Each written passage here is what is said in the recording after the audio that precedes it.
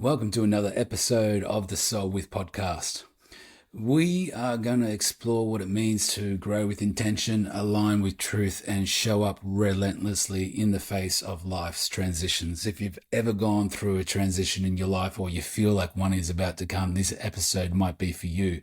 Today, I am joined by Nicole Zink, a digital creative healer and intuitive guide whose journey bridges the worlds of creativity, wellness, and spiritual depth. In this episode, we explore the powers of words like integration, transition, and flow, and how listening to our inner wisdom, sometimes quietly, sometimes chaotically, can guide us back to our path.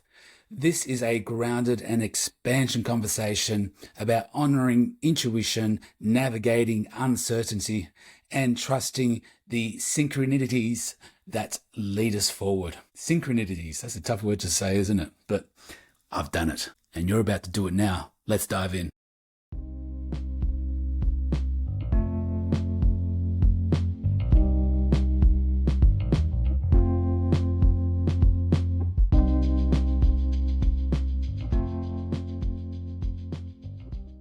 Nicole, how are you? Really good, thank you. I'm still settling back home after about a month away. I got back yesterday evening and had a live call last night to jump onto. So yeah, it's been a go and slowly landing. Yeah, that sort of falls in line with the first question. The whole experience that we want to try to create with this podcast is sort of like guiding through the journey of where you've been, where you are now, sort of where you're going. So that sort of lends us to what are the words that guided you here. And I guess in that sense, it could be like the words that guided you to be here today, or the words that sort of guided you in the space that's going to take you to your next journey, or you can answer it any way you want. And that's that's the magic of it. So what words guided you today? Yeah, there's a couple of words that come to mind. The first word is integration, which is the word that's kind of come through for me for this year. So every year I have a word that I sit with, and it's always just one word. I don't try and overdo things or set any New Year's resolutions or anything like that. I'll have a word that comes through to me through contemplation, and that'll be my word for the year. I'll sit with it, I'll try and understand it and apply it to my life. So integration for me this year is the big one, and I really loved the idea of jumping onto this podcast. In all honesty, it was a little bit nerve-wracking because I'm in a huge moment of transition, which will be my second word. But I felt that through going through this interview process, there might be some little nuggets of inspiration, which is really going to help integrate everything you've just said from my past, where I've been, what I'm doing now, and what's coming in the future. So I'm grateful for the opportunity. And I think sometimes you got to just jump in head first and just allow things to flow, which is what has been most beneficial in the last few months of my life. So I'm here for the integration throughout this process and throughout the rest of this year. And the second word, transition. I feel as though life has been uprooted several times over the last couple of years. And I've been going through, particularly in the last 6 months, a huge process of decluttering, getting rid of old things physically, emotionally, all of that. And I feel as though I'm being called to travel. Transition, I'm not really 100% sure exactly where I'm going next, but I like to jump into the flow of life and just let it take me. And I know I'm always on the right path when there's little synchronicities that kind of show me, yep, this is where you're supposed to be. Yeah, transition, integration. If I had to choose a third word, it would be flow. Just jump into the river and let it flow. Yeah, see, I think flow is definitely one of my words. I feel like transition for me was a word, and integration was a word from a few years ago. How do you find, like, what evidence is for you? Like, you say that you feel like the universe sort of gave you these sort of like little nuggets of trying to find this path. But for you, like, where do you look? I've been someone that is connected quite spiritually. So I receive spoken guidance and I receive little messages. And sometimes just in life in general, whether it be like numbers or having someone on my mind, numbers that show up, whether it be like the time or a number plate or whatever, something like that. Or it could be that I've got someone on my mind, or I feel like, or I know something's going to happen just before it happens, and then it happens, and there's the affirmation and the confirmation. Or just when things kind of go full circle. So for instance, here's a short little story, but I've lived back in South Australia in Adelaide now for about 8 years, and I had a calling to move back here. And that calling came through a spoken guidance, and it said that I needed to move back to Adelaide. I'd lived in Sydney for 14 years. I was living in Bondi. I was working my dream job in the tourism industry. I was taking clients out to destination. I worked remotely. It was a pretty cushy job. I was basically getting paid to take people out partying in different destinations, and it was a great time. And when I told all my friends that I was leaving, they were like, "Are you crazy? Why would you do that for? Everyone wants your job." But I just knew deep within myself that I needed to follow that guidance that I received. Fast forward, this is a really long story, but fast forward it took me about 6 months to really accept that that was what I was going to do. And the thing that allowed me to do that was the community that I had around me and the reception I had on one of the last industry parties that we went to. I just knew that community and all the relationships I had built was fundamental, that, if I moved on to my next step and it didn't work out, I could always come back. And that gave me the strength and the drive to just keep on moving forward. And then I came back to Adelaide, didn't know what the heck I was going to do next. And I went on this little journey of discovering, what are my deepest passions, asking myself all these questions. And eventually I found myself going a full circle and come back into a sales position whilst I was doing my remedial massage training.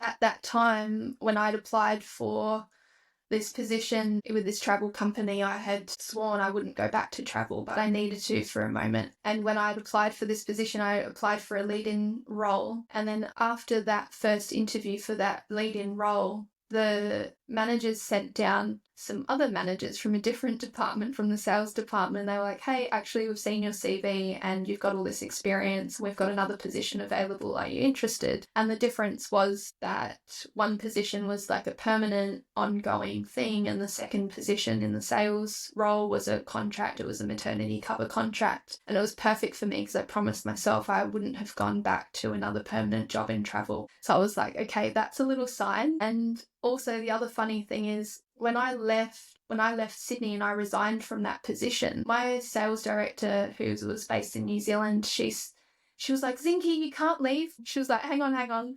Well, let me speak to the CEOs and let's see if you can stay on. We'll just have you cover a different area. And then she came back to me at the beginning. We were supposed to have a team catch up that day, and she said, "I'm really sorry. Actually, I have to accept your resignation." And I cried and I tapped out of the meeting and said, "You know what, can you just let the team know, but I can't come today." And she accepted my resignation. And a month after that, she also resigned, and the CEOs sold part of the business. So we had Fiji and the Whitsundays, and they sold the Whitsundays, and the entire sales team split apart.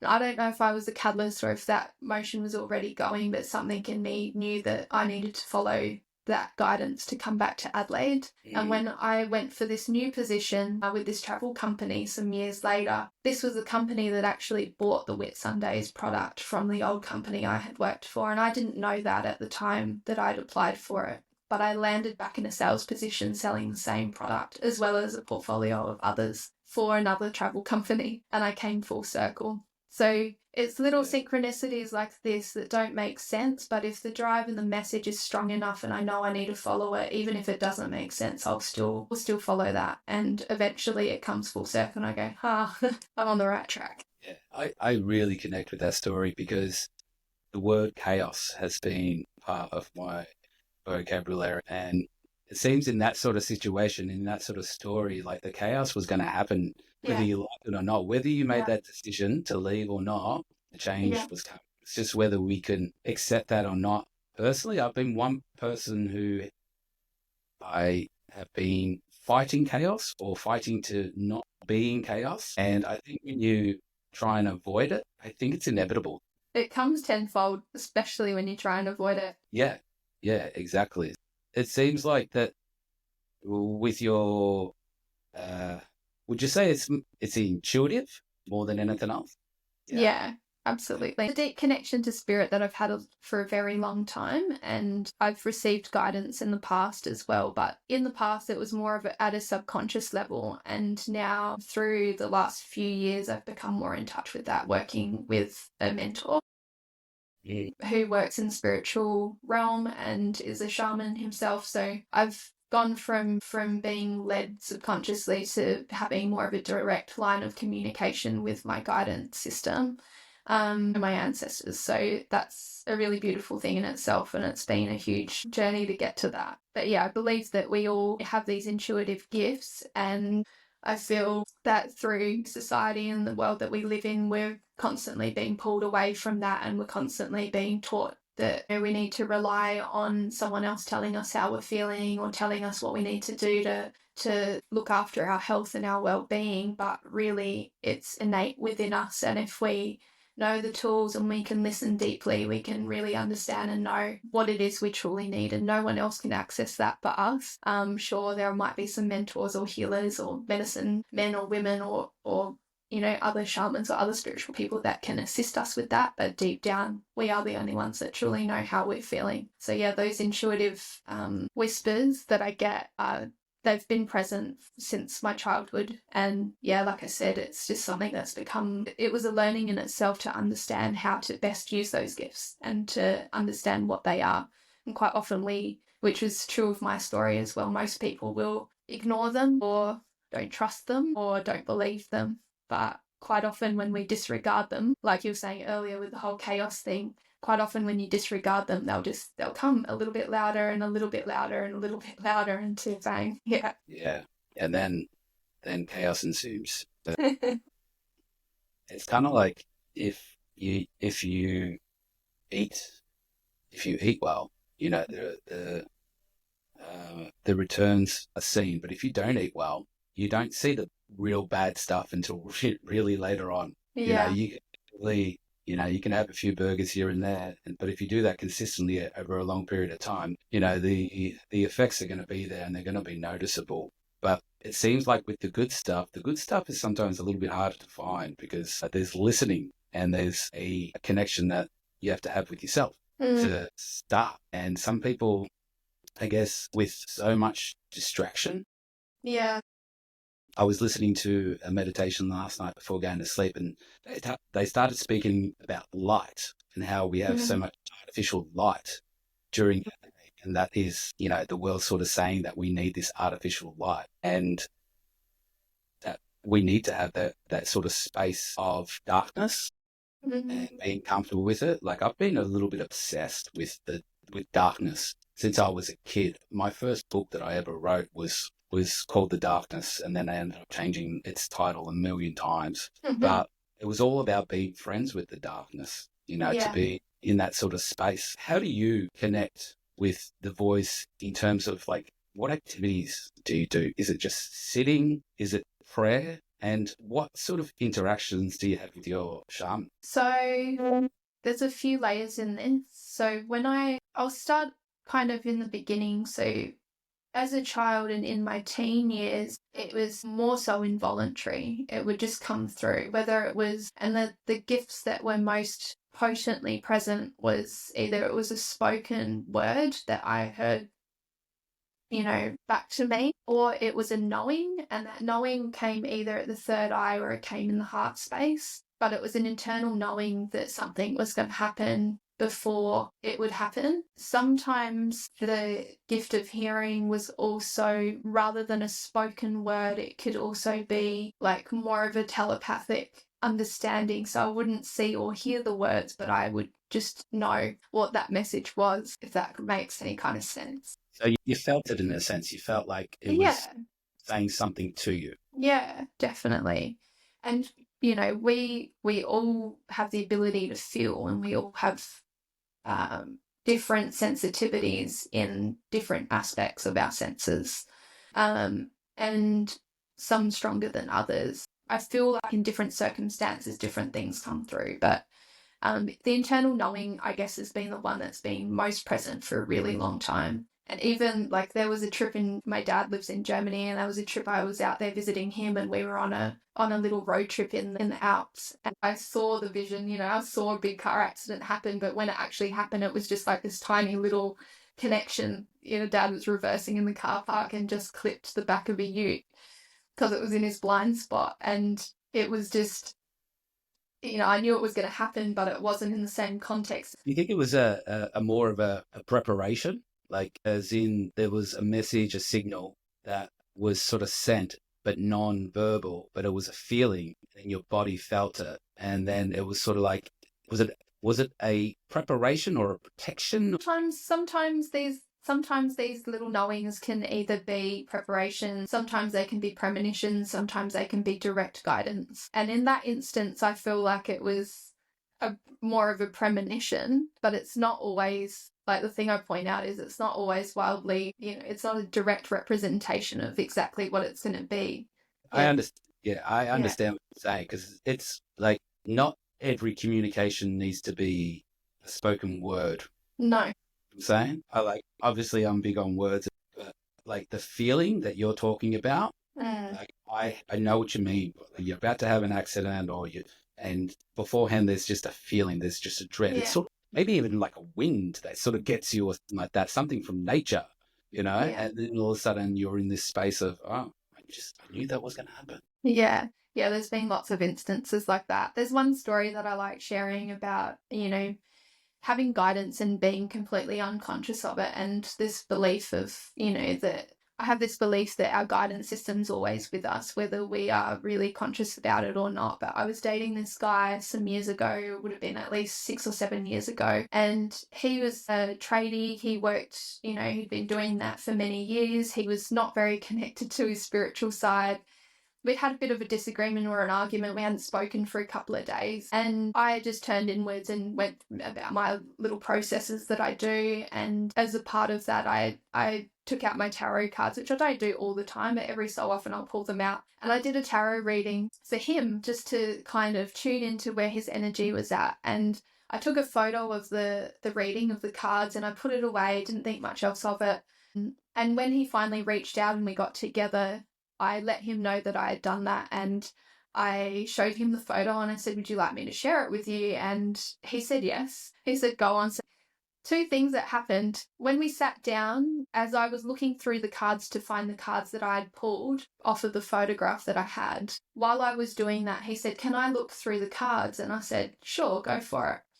So first of all, for those that are not that familiar with tarot, when you have a tarot deck, you put your energy into it and you don't really share that deck with others because it can absorb energy from other people. And so it is polite to ask permission to handle someone else's cards. He didn't know that, but he intuitively did that. And the second thing that happened, as he was looking through the cards, he would get to a card and he would be like, definitely would have got this one. He set it down. And then he did that 2 more times. And I was like, you're kidding. He picked out the 3 major arcana cards that I had pulled for him days before. Wow. Yeah. And how many is in a deck usually? Because you can look at them, they go, you can view them like one way and then they flip another way, don't they? They can be upside down as well. Yes. Yeah. And they have different... Good question. I don't know off the top of my head how many cards in a tarot deck, but more than 52, more than a regular deck of cards. See, that sort of stuff just can't happen. No, it doesn't. No. It just doesn't happen. Like, if you look at the mathematical chances of that occurring, it would be into the millions. And for that to actually occur, there has to be some unexplained energy phenomenon, however you want to put it. Yeah. That's what That's why I love that story as well, because there's, for someone that's not really adept or into this world, people will tease it or mock it and not be non-believers. But when you share a story like that, it's like, well, I can't explain it. Can you? And it's all a little bit of fun as well. I think you have to take everything with a little bit of lightness. But to answer your question from before about what sorts of things do I do to connect with these intuitive messages now, the biggest one is, which I've learned through my mentor, he is very big on grounding. So just grounding energy. Connecting back to nature as well is the second one. So grounding my energy is through a meditation. And there's 3 elements to that meditation. It's connecting with the base chakra, so base of the spine. Second thing is connecting to core of the earth, so center of the earth chakra. And then pulling energy up from the center of the earth into our core star, which is energy in the center of our body. And by increasing the energy in that space, we raise our own vibration, which projects any energy that isn't ours out of our field. And we then become super grounded in that. We know when something that isn't our energy, if there's a message or someone else or another being or another guide, spirit guide, or another human that steps into our field, that we know when we're feeling that energy, what's ours and what isn't. So is there a process that you go through, or is it all internal? Like if you were to explain it to someone, like how would you explain it? Would you say that you sit down and do you put music on? How does it work for you? Yeah, it's a guided meditation, which I sometimes share during a yoga class, or I can just share it in the beginning. Sometimes the process can take 10 or 15 minutes, connecting to your breath, drawing your breath into those 3 points and visualize through visualization, expanding that energy outwards. And then once connected to that energy, shooting it as far as it can go. Now that process can take a little bit longer in the beginning, but then once you've practiced it over and over and over, it can be done in 3 breaths. And you might do it, I would do it in between clients. So as a remedial practitioner, in between every client, I would take some time to clear my space, clear the room, ground my energy, ready for the next person. And in those cases, it'll be 3 breaths, super fast, super quick. First breath in, connect through the base chakra, straight down into the earth. Second breath, draw energy up, draw energy down from source, expand my light. And the third breath, shoot it out. Yeah, okay. So ask you a question about your relationship with your shaman. How did you form that relationship, and what's the experience like connecting with someone who I don't know, personally for me, I think I'd be intimidated to start off with. I'm usually a little bit I hold back, I guess, because I know I can be a lot sometimes. So I usually hold back, and I'm sort of like just, like a kid. But what was your relationship like? What's your relationship like with your shaman, and how did it, how did you have that come to fruition? Yeah.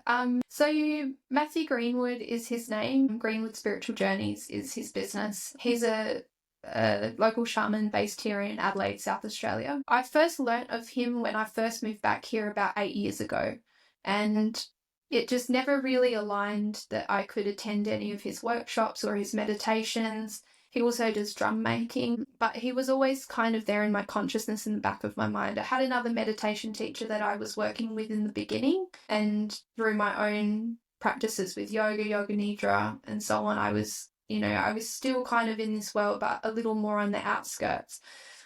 It would have been 2.5 years ago. I had a friend in my circle who had organised a private drum making workshop with a couple of friends of hers with Matthew Greenwood, and it was up until this point that it was never matching up. And in that moment, I actually also, when she invited me to come along to this drum making workshop, I was like, I really, really, everything in me wants to go, but I can't afford it right now. Can I just have some time to think about it? And in the end, I just went, you know what, stuff it. Even though I can't afford it, I'm just going to go, because I feel that I really need to connect with this person, and this is another door opening, and I just need to go. So she organised everything.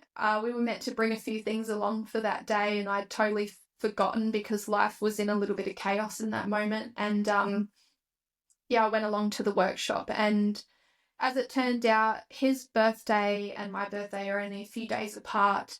And I just really loved his energy. And during, he makes these beautiful 13-sided drums which connect to the 13 moon calendar. And he took us through a process of ceremony as we built these drums. The frames were already built. We were working with deer hide and kangaroo hide, and went through this process with him. And his energy was just very super grounded. And I knew in those moments that he was someone I needed to work with more. So after that workshop had finished, I reached out to him And after looking through his website and seeing what his offerings were, I saw that he did one-on-one mentorship, and two of his main one-on-one offerings are spirit guide and aura readings, and the second one is shamanic consultation. So I first went along and did a spirit guide and aura reading with him. At that point, it's about 2.5 years ago, I was feeling really pulled and had been feeling really pulled to connect with my spirit guides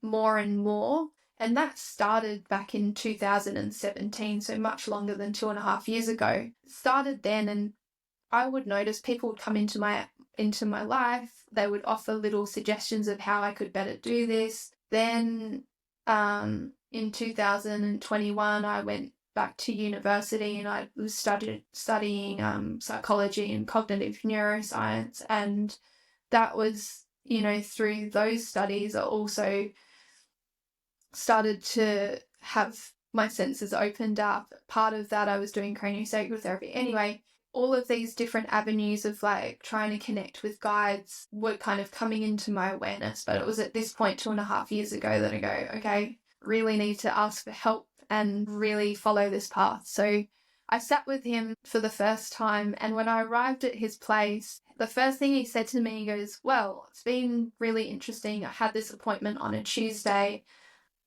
And he said, normally when someone comes to visit me, their guides would arrive with them and we would all sit together and I would introduce you and go through this process, share any messages. He said, but your guides have been here, 2 of them, since Sunday, waiting for you.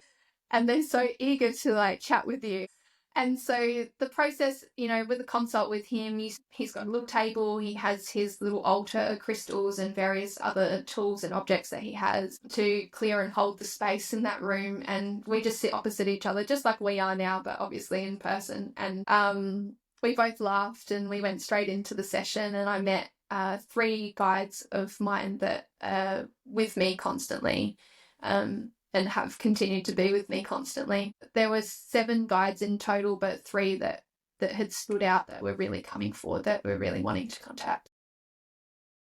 Wow. How does that make you feel when you hear that the guides were there early and it doesn't really happen very often? Or at all? Well, I felt like there was some kind of urgency, I guess, and it was affirmation, confirmation that I was feeling this pull and this urge to seek help and to seek guidance, and knowing that, my guides were there waiting for me was the affirmation for that. It was like, okay, well, this is something that I really needed to do, and I'm glad that I listened and followed. So yeah, it's been a beautiful process. And so that was the very first session. And the other thing that I feel so much more now is that I feel a lot more grounded because, like I said, I've been having these intuitions and messages for a really long time, since childhood. But like yourself, I pushed back. There was a certain level of fear. There was, disbelief, distrust in it. And I've never felt more grounded after working with Matthew for the 2.5 years that we have. And we've become really good friends. I also help him out with the creative stuff that I do. I help him out with his business as well. So we have a beautiful friendship and relationship. He's still very much my mentor and guide, but he's also a dear friend now. And through the work and learnings I've, received from him, I am a much more grounded person. How do you find like the wellness and creativity practice, how are they sort of merging together for you? So earlier on, I said I'd moved back from Sydney to Adelaide, and there was a part of that process where I kind of sat with myself, and I knew that I could go back to travel at any time. And I already had 10 years under my belt, and I did another 2 years whilst I've been back here as I've integrated into the wellness space. But at that point, when I first got back and didn't know what I was going to do yet, I had asked myself, what are your greatest passions, and what are you going to do now? And the 3 that I came up with was travel, creativity, and wellness. So the creative process is something that I'm wildly passionate about. I have a huge appreciation for it. Creativity and underlines or underpins every man-made thing that exists in this world, comes from someone's idea. Even reading that main thing comes from creativity in a sense. Absolutely, yeah. So, you know, this just excites a sense of wonder and awe in me. And so anyway, I've always loved art. I've always loved drawing.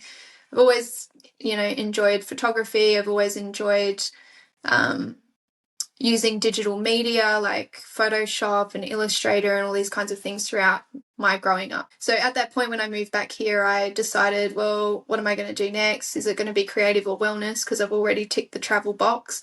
And for 6 months I actually went back to uni. I did a Bachelor of Visual Arts for 6 months, and I also did my yoga teacher training at the same time. And at the end of that, I decided, okay, I'm going to stick with wellness. So I did yoga teacher training. Then I did 2 years later. It took me 2 years. There's a story in that too, but it took me 2 years to do remedial massage therapy training. And it was during that year of study that I went back into travel as a safety net and to support myself to be able to take those next steps.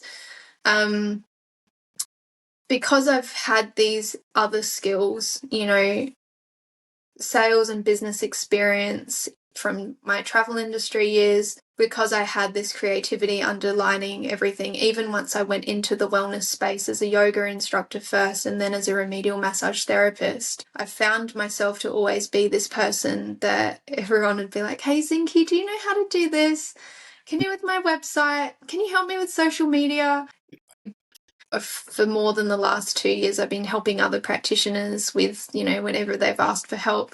And I engage with that because I also enjoy it. I enjoy helping them. I enjoy seeing them succeed in their business. I enjoy sharing the information. What's the point of being knowledgeable and having lived a life if you can't share or pass that on, you know?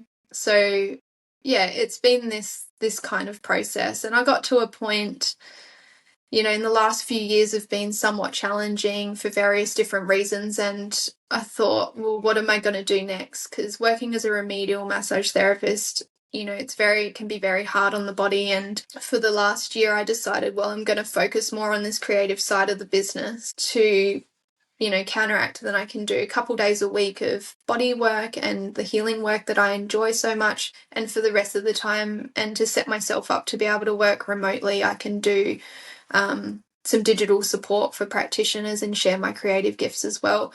And for me, because these are my passions, it's fulfilling, you know, and I get to do a little bit of all the things that I love. So, you know, even as being a practitioner, there are elements of creativity in that, like you have to be open-minded and you have to allow your creative mind to be exercised when you're treating someone, because there's got to be a sense of curiosity. And when someone tells you or comes in with a set of symptoms, you have to take all of that information and go, okay, well, these are the tools I have. What am I going to do with this? Yeah. So how do you exercise your creativeness? How do you exercise that? In lots of different ways. I think that it's kind of nicely interweaved into a lot of things that I do, but more specifically with this new part of the business with Zinky, I'm offering services to help other practitioners get started in their business. So there'll be anything from like branding, logo design. I do a little bit of branding photography, so we can take headshots and this kind of thing. What else is there? A little bit of website design, whether it's just a landing page or, you know, a full-fledged website. I can help with that as well. So this is where I've kind of been channeling my creativity into these sorts of projects. I feel to have a booking system set up where clients can come in and just see your calendar, see their calendar. Because when you're treating people, you can't touch your phone. Like, your phone's down for the whole day. And even if you get to answer a couple of messages in between clients, it can take time to, you know, turn that all around. And then if you've got family and other responsibilities, there's very little time to do that. So yeah, the whole premise behind this creative side of the business is to use technology for good and to make alternative healthcare more available to the community. You know, even as a practitioner and in small business, I think there's enough business to go around, and I think everyone needs care at different levels. And so if more practitioners can become online or come online, then it's going to be easier for community to find those people that have those gifts to share. Yeah. Yeah. I really connected with your philosophy of having the body sort of heal itself, but then there's going to be some moments where you can't do certain things because you need another human to be able to do that. But I like to try and lean into the fact, as someone who ruptured a couple of discs, I've got bone on my knees, I've had tendonitis in both my elbows 3 times now. Like, as someone who has learnt the education and the intelligence, I guess you could say, to manage it myself, I think at the start you always need some help, and then absolutely. Eventually it's about getting those sort of tools to be able to manage it yourself, so it doesn't sort of come back. And that's what I really was able to connect with when I went through your website. Absolutely. It's a process of learning, especially after there has been injury. Like, I've practiced yoga since, I don't know, like 15 plus years. I lose track. Since my early 20s, I've practiced yoga, and I've always ran, like I'd run along the coast. That's how I'd spend my time, and it's what's kept me fit for a really long time. And then through health challenges later on, I was, told that, maybe it's not so good to run all the time or do so much cardio work. Maybe it's better to start like lifting some weights and building some muscle mass in your body that's going to be, more supportive for your system for these later years in life. And it's difficult. It's difficult to be told that you can't do the things that you love anymore because you can't, because you physically can't, and because it's depleting your energy.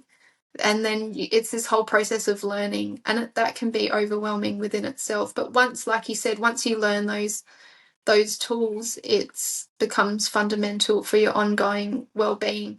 And I think particularly if you've had big injuries like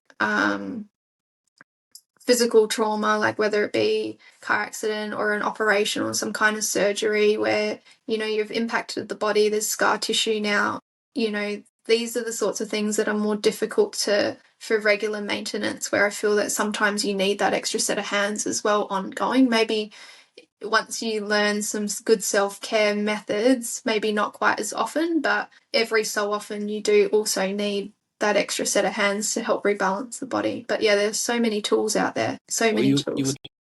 You were talking before about how you do your grounding meditation and from the base go to the core and then move outwards. And that was a bit of a aha moment for me, where like when I hurt my knees and I was going through rehab and I was getting injections and stuff like that. So I was doing the medical side of it. So I was getting the injections, and then I was doing the rehab side because I was obsessed with, fixing it so I could play basketball and run again. And then, as I was sort of learning and reading about mental intelligence, which we brand as abundance intelligence, I started meditating. And sending the energy to my knees. And beautiful. I know that sounds like too far out, and I'm not saying that is the reason why I'm able to repair my knees. I actually think there's a whole bunch of things. I took the medical, I took the physical, and I took the spiritual, and I put it all together. And they're still not perfect, but I can walk upstairs now without any aids. And that's a big deal for me, because it was shattering when I wasn't able to walk upstairs. I had a walking stick. Yeah, I bet. That would have been soul crushing. Yeah, it is. As someone who, I really relied on the body. Yeah. We were touching on before, and it was only, probably about 10 years ago that I started to realize that I've got to do something with my mind. Because if I don't do something with my mind, my body, I'm going to run out of things to do with my body, because they're become limited. Absolutely. Well, you hit the nail on the head here, because it is, healing and well-being. There's 4 main things, there's a physical body, emotional body, spiritual body, and the mental body. And you have to address all of those 4 things for ongoing for your well-being. And actually, if you dive into traditional cultures, as part of my studies, we went right into the psychology of wellness from our Aboriginal Australian cultures here. And there's even more than the 4. There's connection to country, connection to place, connection to our ancestors. There's so much that underpins our well-being and our health that in the West we've become so detached from. You know, you mentioned all these different parts of the body, and that visualization of seeing or visualizing cells or repair happen in your body is a super powerful tool. What's his name? Dr. Joe Dispenza heavily talks about this, if you're familiar with him. Another good reference is that book, The Body Keeps the Score. Have you read that? Yep, Dr. Van der Kolk. There's 30 years of research in one book there, you know. There's Louise Hay, and there's another woman, Segal. I don't know if you're familiar with them. They talk a lot about somatics in the body and where we hold emotion in different parts of the body and what that might represent. For instance, if we have issues with our knees, it can be that we're being stubborn or unwilling to bend to new, you know, carrying, or our shoulders is the weight of the world on our shoulders. So we're carrying the weight of other people's issues that are not necessarily ours, but that shows up in our neck. Yeah, lower back can be feeling unsupported emotionally or financially. There's a whole, you know, list of things, and the list goes on. You know, every part of the body, in Ina Segal's book, she has a book called The Secret Languages of the Body, or The Secret Language of the Body, and she goes in, like, you can look up a different ailment or disease, and you'll find all the emotional attachments that could be related to that specific issue that you've got going on. Yeah, I think we'll put those 3 books in the show notes. Yeah, that I'll distribute, because they're really good. Like Dr. Joe Dispenza, what is it, like How to Rewire Yourself or something like that? How to Change Being You or something like that. There's one, I think it's called Rewire. Don't quote me on it though. And then there's another one, Becoming Supernatural. Yeah, and he has another one as well. How to something about stopping or changing being you or something. That was the book that I used to work remotely, so I would have a different hotel every week, and I actually had the space, because even though I had kids, I had the space in that hotel room to read the book and then do the exercises. And I did that, and it was that sort of experience that I had with that book and doing those exercises that pushed me forward to going back to university, and then, you know, eventually streaming all the way here to you. Yeah. So it's these books have information and guidance for us if we are able to put them into practice, or even able to integrate them into our persona or our identity. And I feel like there's ways of doing it where you are you're writing or you're reading. If you're able to read and have that information sink in, I think you're really blessed. You know, I think you're really, really blessed. I'm one person that needs to reflect. I don't know about you, but I need to reflect. I'm the same. I definitely need to.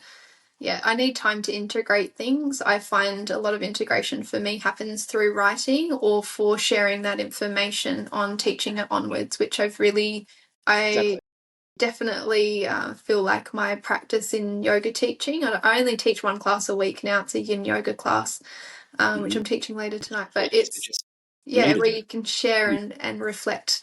So much comes forward, I think. Also when I became a practitioner, in practice, it's not all the things that you learn that you're just telling people. You learn from your clients too. Every time you share that knowledge with a new person, you hear about it from their perspective, and it gets reflected back to you again. You keep that mirror in so many different circumstances, and then you learn more and more.